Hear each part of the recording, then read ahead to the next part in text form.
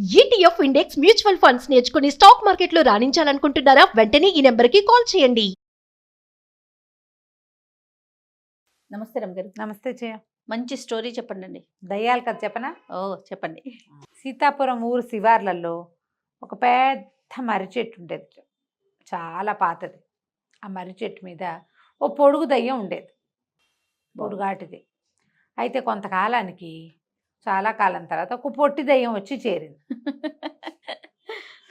పొట్టి దయ్యం సరే ఒక కొద్ది రోజులు సరే ఇద్దరు కలిసి మాట్లాడుకుని ఉండేవాళ్ళు. ఉండగా ఉండగా ఉండగా ఒక సంవత్సరం గడిచేసరికి ఈ పొట్టి దయ్యానికి విసుగు పుట్టింది. ఏం బాబా ఇక్కడ ఉంటాం మనము, చక్కగా ఊళ్ళోకి వెళ్ళిపోతే నగరాల్లోనో పట్టణాల్లోనో పల్లెటూళ్ళల్లోనో ఉంటే హాయిగా మనుషులతో కాలక్షేపం అవుతుంది. ఎంతసేపు నా మొహం నువ్వు నీ మొహం నేను చూసుకుంటాం, ఎవ్వరూ లేరు. కాలక్షేపం ఎట్లా మనకి? మనుషులతో అయితే భలే బాగా కాలక్షేపం అవుతుంది అని చెప్పింది పొట్టిది. పొడుగువాడు అన్నాడు, ఏమిటి కాలక్షేపం, మనుషులతో మనం పడలేము. వాళ్ళు ఇళ్లలోకి వెళ్తే వాళ్ళు భస్మాలు వేస్తారు, విభూతులు వేస్తారు, అవేస్తారు, ఇవేస్తారు, పొగలు పెడతారు. అక్కడి నుంచి భూత వైద్యులను పిలుస్తారు, మంత్రవేత్తలను పిలుస్తారు, వాళ్ళు వచ్చి చింతపరికలతో చావగొడతారు. మనుషులతో పడలేం.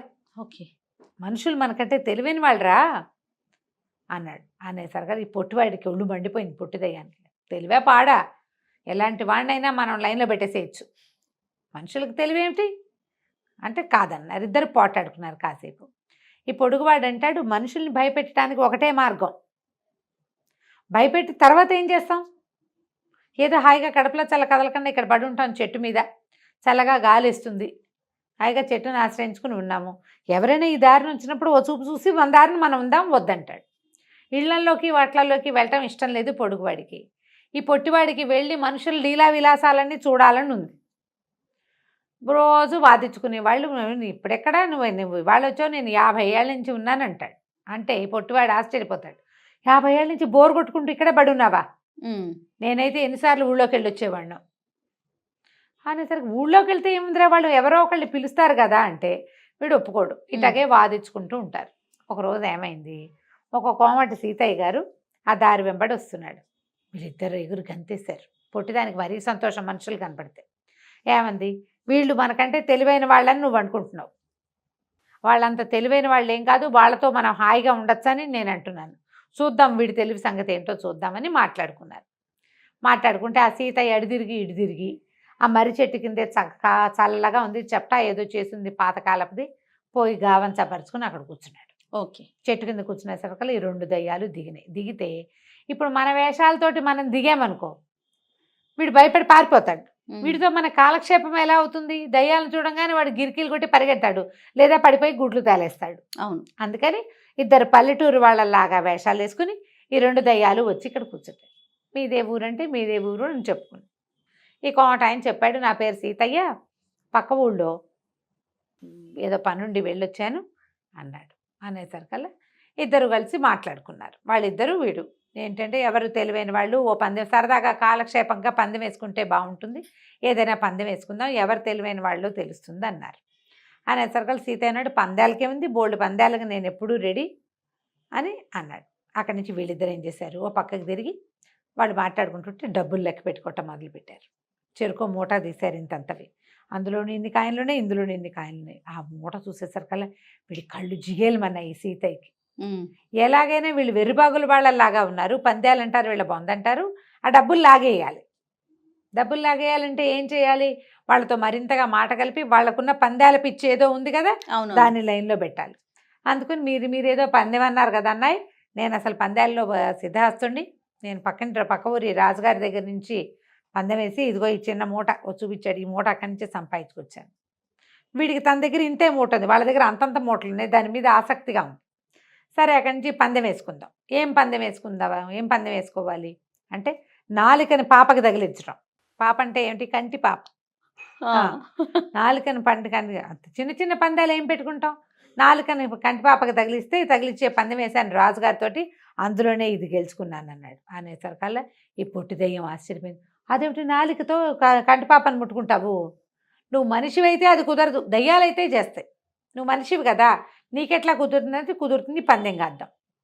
ఈ పొడుగువాడు వద్దురా అని గోకుతున్నాడు. అయినా వీడు పొట్టివాడు ఆగట్లేదు. అది ఎట్లా కుదురుతుంది, వాడి నాలుక ఎంత ఉంటుంది, ఇంత ఉంటుంది. నాలుక చచ్చి జడి ముక్కు మీదకి వస్తుంది, అంతే. కష్టపడితే రాదు. నాలాగా ఇంత పొడుగు ముక్కున్న వాళ్ళకి వస్తుంది. మీకు అంటిద్దారు అమ్మగారు, ట్రై చేస్తారా? Super super. చిన్నప్పుడు చేసేవాళ్ళం. ఒక ఖేచరి విద్య అని ఒక విద్య ఉంది జయ. ఆ ఖేచరి విద్యకి నాలుకని ఇలా భూమధ్యంలోకి తెస్తారట. యోగాల్లో ఉండదు అది. ఏదో అప్పుడేదో ఒక నావెల్ వచ్చేది, దాని పేరు ఇప్పుడు నాకు గుర్తులేదు. తులసిలోనో కాశ్మీరాలోనో ఎందులోనో వచ్చింది. ఎందులో వచ్చిందో ఎండమూరి గారు నన్ను క్షమించాలి, ఎందులోనో గుర్తులేదు. కానీ ఒక పుస్తకంలో ఉంది ఖేచరి విద్య. ఖేచరి ముద్ర, నాలుకని ఇక్కడ భూమధ్యంలోకి చేర్చడం. అసలు నాలుక ముక్కుకే అంటదని మేము స్కూల్లో ఉండగా వచ్చింది. అప్పుడు పందెం వేసుకుంటే నాకు తెలిసింది నా నాలుక నా ముక్కు అంటుతుందని. మీకు బాగా ప్రాక్టీస్ ఉంది, వెంటనే టకామనండి చేశారు. బాగా చేసేవాళ్ళం చిన్నప్పుడు. అయితే ఇప్పుడు ముక్కు దాకా చచ్చి చెడి వస్తుంది, ముక్కు కొసకి పైదాకా నాకు రాదు, ఎవడికి రాదు. అదే కదా, కంటి పాపకి ఎలా తగిలిస్తాడు వీడి బొంద, పిచ్చి బందె గడుతున్నాడు, వాడు ఓడిపోక తప్పదు. చూసావా మనుషుల కంటే మనమే తెలియదు, వెర్రిబాగులాడలా ఉన్నాడు వీడు, చూద్దాం అనేసరికి సరే అని అన్నాను. అనగానే మరి మూట పందెం అన్నాడు. అలాగే ఆ మూటను మధ్యలో పెట్టారు. మూటను మధ్యలో పెట్టాక వీడేం చేశాడంటే ఎడం కంటిని టకీమని ఇలా తీసి నాలుగు తగిలిచ్చి పల్లి పెట్టుకున్నాడు. వాడిది గాజు కన్ను. గుడ్లు తేలేసే రెండు దయ్యాలు. వీడి దుంపదేగా, వీడి తెలివి చూడు. వాడికి ఎడం కన్ను కుడి కన్ను లేదు, కన్ను ఎడం కన్ను లేదు. ఆ కన్నుకి గాజు కన్ను పెట్టుకున్నాడు. కంటికి పాపం తగిలి, ఈ నాలుగుకి పాపం తగిలించడం అంటే మనమేమనుకున్నాం, ఇక్కడి నుంచి తీసి ఇక్కడ పెడతాడు అనుకుంటున్నాం. వాడు అలాగా దద్దీసి తగిలిచ్చే తగిలింది, అంతేగా నువ్వు చెప్పింది. మూట లాక్కున్నాడు. లాక్కున్నాక ఏమనాలో వీళ్ళిద్దరికీ తెలియలే.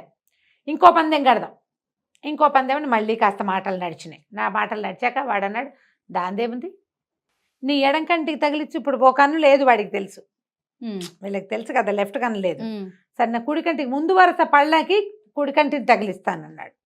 అనేసరికి వీళ్ళిద్దరూ మాట్లాడినారు. ఒరే వీడు రెండు కళ్ళు గుడ్డి కళ్ళు అయితే కాదు, ఓ కన్ను లేకపోయినా ఒంటి కన్నుతో వాడు తిరుగుతున్నాడు. ఇప్పుడు రెండు గుడ్డి కళ్ళు అయితే ఇట్టిటా వచ్చేవాడు, అట్లా రాలా, వాడు మామూలుగానే నడిచి వచ్చాడు. కాబట్టి ముందు పళ్ళ వరసకి ఈ కన్ను తగిలే అవకాశం లేదు, చూద్దాం ట్రై చేద్దామన్నారు. మళ్ళీ పందెం అనగానే పెట్టండి మూట అన్నాడు. ఓ మూట లాగేశాడు, రెండో మూట పెట్టించాడు. వీడిద్దరు ఇట్లా చూస్తున్నారు ఆసక్తిగా. వాడు పై పళ్ళ వరస తీసుకెళ్లి కంటి మీద పెట్టాడు. తగిలిచ్చాను చూసుకోండి అన్నాడు. ఓరి వీడికాడు పొడక, వీడికి ఇన్ని తెలివితేటలు ఉన్నాయి. ఈ వెధవ ఒక కన్ను గుడ్డి కన్ను, ఓ ముందు పళ్ళు ఎత్తుపళ్ళతోటి, పెట్టుడు కళ్ళతోటి వీడు ఇంత పని చేసేసాడు. చేసేసరికి వీడిద్దరు మొహమొహాలు చూసుకున్నారు. పొడుగువాడు అన్నాడు, ఏరా మనుషుల సంగతి చెప్పానా నీకు, వాళ్ళు పరమ తెలివైన వాళ్ళు, మనం వాళ్ళతో గెలవలేం. వీళ్ళని గెలిచేందుకు మన దగ్గర ఒకే ఒక మార్గం ఉంది. ఏమిటి మార్గం? ఏం గెలుస్తాం, నా బొంద 2 మూటలు వాడు లాగేశాడు కదా, 2 మూటలు మనం వాడు ధర్మంగా వెళ్ళాలి. పందెం అన్నాక పందెమే కదా, పందెం కట్టాం, వాడు మనం చెప్పిన పందెనికి ఓకే చేసేసాడు. పందెం డబ్బులు వాడి చేతికి ఇచ్చేసాం. ఇప్పుడు ఏం చేస్తామన్నాడు. ఎందుకు 2 మూటలు లాగేస్తాను చూడన్నాడు. పొడవాడు అని పొడుగువాడు చెప్తున్నాడు. పొడుగు ఇద్దరు ఆలోచించుకున్నారు, కుదురుతుందా అని. పొడుగు అంటే నాది గ్యారంటీరా, నేను చెప్పినట్టు చెయ్యి అనగానే ఈ లోపల ఈ సీతయ్య ఈ 2 మూటలు దక్కిన ఆనందంలో కాస్త అట్లా బాగన్నుగా కళ్ళు మూతలు పడుతున్నాయి. వాడికి ఎండ వెళ్ళేటప్పుడు చెట్ల కింద కూర్చుంటే చల్లగాలికి నిద్ర వస్తుంది.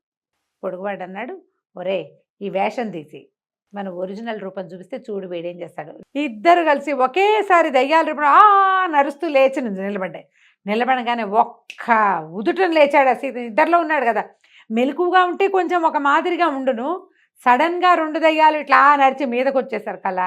ఆ 2 మూటలతో పాటు తన మూట కూడా అక్కడే వదిలేసి పరుగు ఒకటే దెబ్బ పారిపోయాడు. ఈ దయ్యాలు 2 చెప్పుకున్నాయన్నమాట. 50 సంవత్సరాల నుంచి దాచిపెట్టాం, ఈ డబ్బులు వీడు కొట్టుకుపోయాడు అనుకున్నాం, పోన్లే వీడి తెచ్చిన మూట కూడా మనకు దొరికింది, ఇక మనుషుల జోలికి వెళ్ళకూడదు. ఇక్కడికి వచ్చినప్పుడు ఇలా కాసేపు వినోదం చేసుకుని తర్వాత వాళ్ళని భయపెట్టి వాళ్ళ డబ్బులు లాగేసుకోవడం, మనం లోపల పెట్టుకోవడం. ఆ 3 మూటలు తీసుకెళ్ళి మర్రి చెట్టు త్వరలో పెట్టి మళ్ళీ ఎక్కి చెట్టు మీద కూర్చునే హాయిగా కులాసగా కాలక్షేపం చేస్తాం. కలిగించి మన ఇంటికి నేను కూడా ఉలికి పట్టానండి. రైట్, థ్యాంక్ యూ రమ్మ గారు. నమస్తే.